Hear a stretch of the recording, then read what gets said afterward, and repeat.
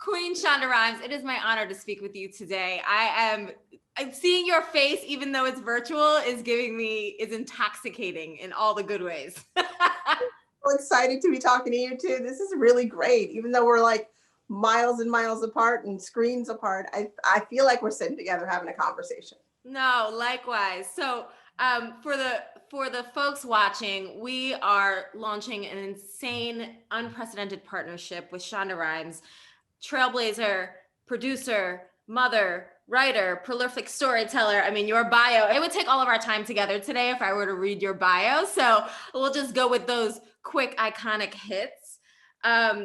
Listen, you are the epitome of the working woman who is also balancing motherhood and running a business and running Shinaland and being wearing all of the hats, right? Not just the white hat from Scandal, but all of the hats. All of So that. what do you say to the person who says, I don't have time to fit wellness into my day? I have really come to the conclusion that if you can't fit it in, it means you can't do your day, really. Like, in order to take care of my kids, in order to take care of the people at work, in order to do my job, I have to take care of me. I mean, it's really true that you aren't doing your best if you're not taking care of yourself. And also, there's something about giving yourself the permission to prioritize yourself just a little bit that is, I mean, I know it feels selfish to most people, but it is so important. Like, I want to come to my kids as like the happiest mom I can be. And if I'm tired and feel and don't feel like I've been taking care of myself, they don't get the best of me. People at work don't get the best of me. They get a cranky me. Mm-hmm. And so I think understanding that for yourself is one thing. And I know it's hard for most people. Most people are like, I came home from work, my kids are right there. I have cleaning to do. I have laundry to do, all those things. But just even getting like the 10 minutes, the 20 minutes in will really change your life. And that was the other thing. Because I used to think that in order to like be fit, I needed to like have like an hour of time. And that was never going to happen for me. So just giving myself the idea of consistency, which is something that I've heard you say so much, really refocused me on that idea. You're saying yes to your body. You are saying yes to adding another line to your bio of becoming an athlete. Can we unpack that? I mean, have you ever identified as an athlete in your life, or is this new? I identify as a couch potato. Like, I definitely identify as somebody who likes to lay down rather than stand up. So I think it's funny that we're not allowed to think of ourselves in any other definition. Sort of once, I don't know, somewhere in high school, you figure out like what you are and that's it. And, I decided that maybe it would be great to start thinking of myself in a different way. And if I started thinking of myself in a different way, maybe I would treat my body in a different way. And I said, like, what if I started to think of myself as an athlete? Not, I'm not going to be Serena Williams. Nobody's going to be Serena Williams. But if I began to think of myself as somebody who was athletic and an athlete, maybe I would train differently. Maybe I would feel differently. Maybe my idea of pride would be different. And my idea of what's athletic doesn't have to be, an Olympian's idea of what's athletic. It has to be my version of that. And that can be okay. So yeah, I'm saying yes to being an athlete this year. And that's my goal. What would you say to the person who is paralyzed by fear, right? So fear is, I think, a tool that we can use. And I have a feeling you've used fear quite a bit in your business life, but how have you kind of negotiated that relationship as it relates to fitness? I mean, I think for everybody, there's the idea of you are writing your own story as you move forward. Doing the thing that scares you most, I discovered, undoes that fear.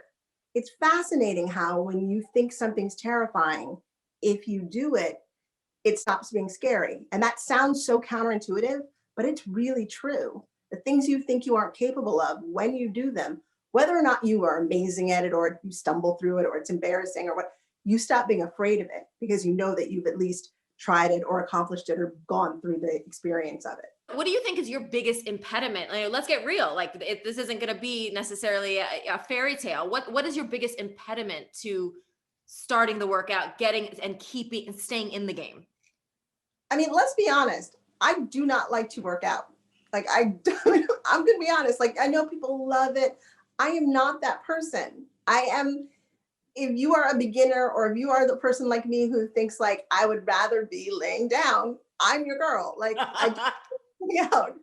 Um, once I'm doing it, I love it. So my biggest impediment is like getting in the room, turning, getting on the bike, putting the shoes on a lot of the times Yep. is my biggest impediment. And I have to force myself to do that. Finding the time is also a problem, but really you can make reasons why you can't find the time when really what it is your impediment is getting in the room and making yourself do it. So for me, that's what it is. What I've started to do with myself and tell myself is you can do 10 minutes.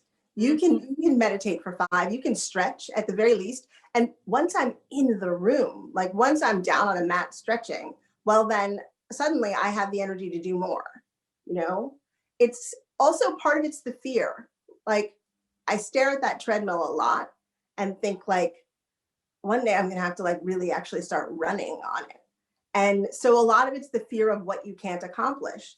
And I'm going to get there, but it's not easy to believe in yourself the way you believe in other people. So I'm curious, what happens if and when you fall off? Then let's just talk about that, because I find that sometimes, not that you want to plan for that moment, but you do want to prepare for that internal conversation that can then turn into the spiral of that's when I haven't touched that thing in 6 months, right? So what happens then? Do you rely on an accountability partner? Do you reach out to me? I'm happy to be your accountability partner. What happens if and when, and certainly folks who join, by week 6, 7, 8, maybe not all of them are still with us, but I hope they rejoin. So what do you say to them?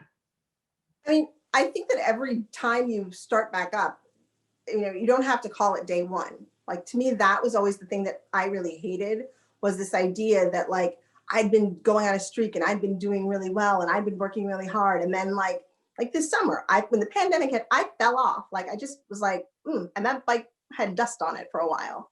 And then when I came back, I was like, oh, I have to start over again. And I realized I'm not starting over. I'm just picking up where I left off, to give myself permission to not feel like I like regressed, to just give myself permission to feel like you're just picking up where you left off, like it's the sequel or something. Otherwise, you feel like it's just a hiatus. It just makes you feel better to me. And I do think having an accountability partner matters. I think having someone to tell matters. Do you have one? I'm going to use you. Okay.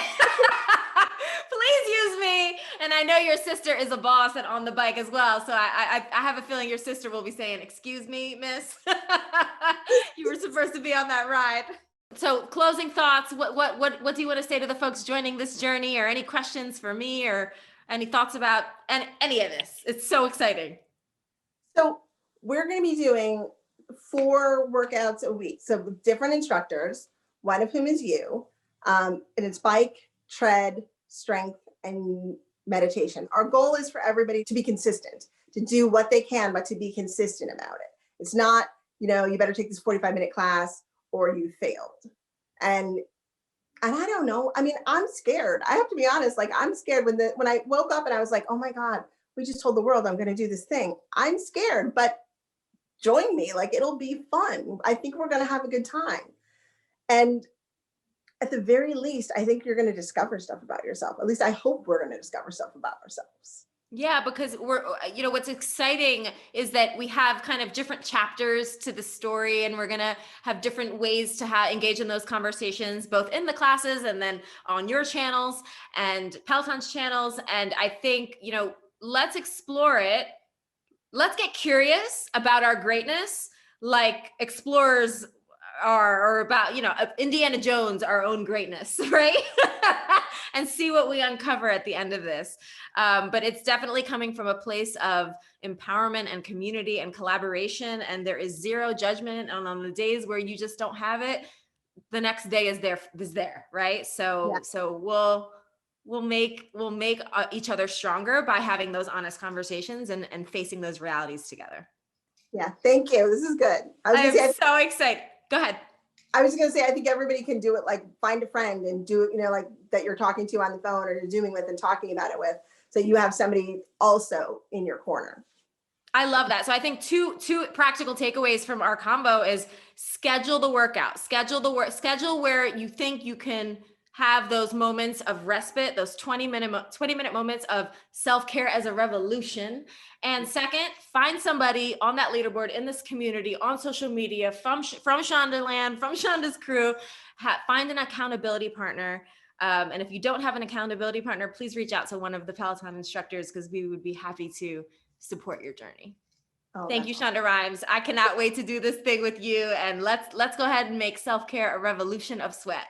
Let's do it. Let's do it. I love it.